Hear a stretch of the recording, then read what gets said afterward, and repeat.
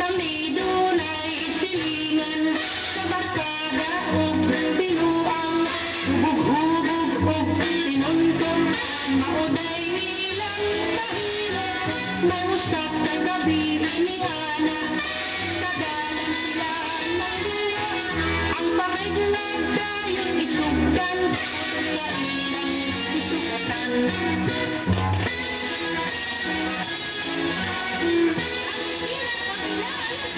Si Agian sana nagpatrolya, di panakop, di kiha ug bagansya. Mga pulis ilang di panuklan, kay mga anak sila o politisyan, nahibula